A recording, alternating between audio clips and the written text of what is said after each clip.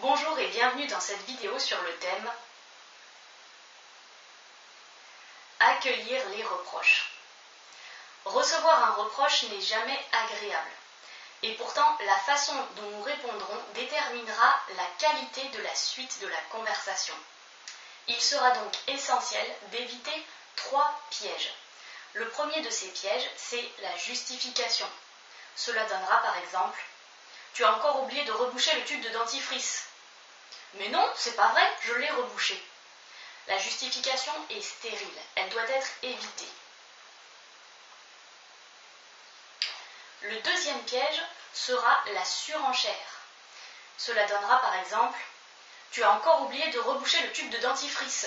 « Oui, et toi tu laisses traîner tes chaussettes partout ». La surenchère doit absolument être évitée, car elle conduit toujours aux disputes.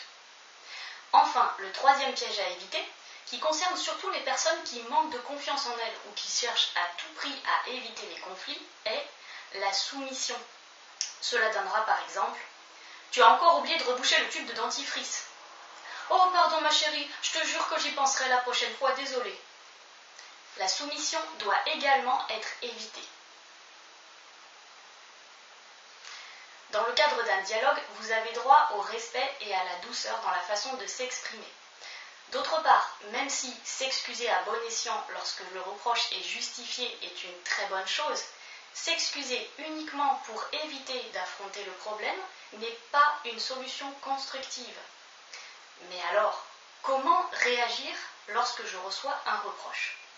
Eh bien justement, il ne faut pas réagir. Réagir, ce serait répondre précipitamment, dans le feu de l'émotion.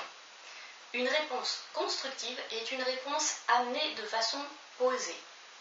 Je vous invite donc à appliquer cette technique simple.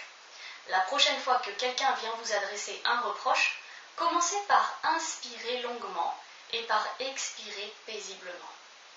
Puis reformulez ce que la personne vient de vous dire en commençant par « tu voudrais que » et sous la forme d'une question. Cela donnera par exemple « Tu n'écoutes jamais rien ».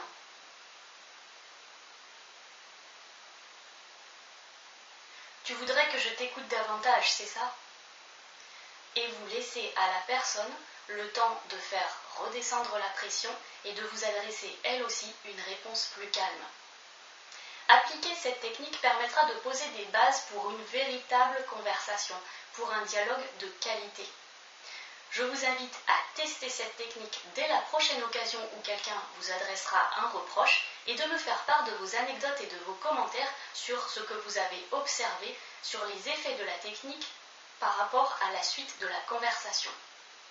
Je vous propose également de vous entraîner à appliquer cette technique pour accueillir les reproches dans ma prochaine vidéo. Vous pouvez dès à présent cliquer sur le lien qui apparaît ou bien vous abonner pour recevoir toutes mes nouvelles vidéos au fur et à mesure. Si vous avez aimé, n'oubliez pas également de cliquer sur pouce bleu. Je vous souhaite de très belles expériences dans vos rapports humains et vous dis à bientôt.